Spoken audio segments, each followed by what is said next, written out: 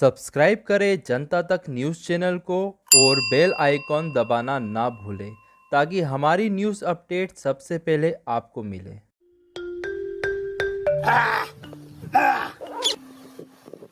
हाँ सर, तोते का इतना नुकसान है सर कि इधर से उड़ाते हैं उधर बैठ जाते हैं और फिर इधर से उड़ा उधर, और उन बच्चों को भी बुलाना पड़ता है घर से, और उसको दो चोंच में लगा के न उड़ जाते हैं, उसको लेके तोड़ के न उधर भग जाते हैं, इधर से उधर।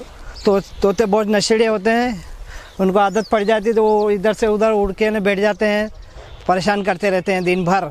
तोतों का एक स्वभाव है कि इस फसल पर जो है मैक्सिमम अटैक करते हैं, क्योंकि ये फसल एक ऐसी फसल है जिसके अंदर अल्कलाइड्स प्रॉपर्टी होती है, स्टेरॉइड्स प्रॉपर्टी होती है, और इसकी इन अल्कलाइड्स और स्टेरॉइड के कारण जो स्टिमुलेशन बॉडी में होता है।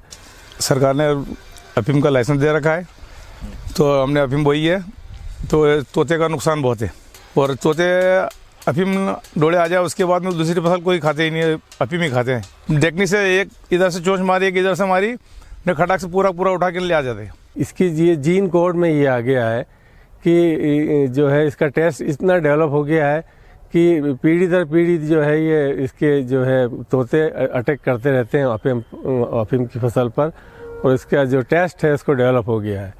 40-45 साल तो हमें हो गए तोते देखते भगाते, लेकिन अभी आगे भी भगाएंगे। उनके बच्चे भी आते हैं, बहुत सारे टोरे भी आते हैं, और अफीम जब चीरते हैं तो एक बूंद अवेरना पड़ती है, और एक बूंद लेके न वो इनको देते, अफीम गोदाम वालों को देते हैं। तोते को यहाँ निगरानी करनी पड़ती है सुबह 6 बजे से शाम को 7 बजे तक, और अगर तोते एक नहीं तो कम से कम 10-15 आते हैं एक के साथ, और कभी 4-5 में आते हैं तो ये 10 सेकंड में तोड़ के भग जाते हैं।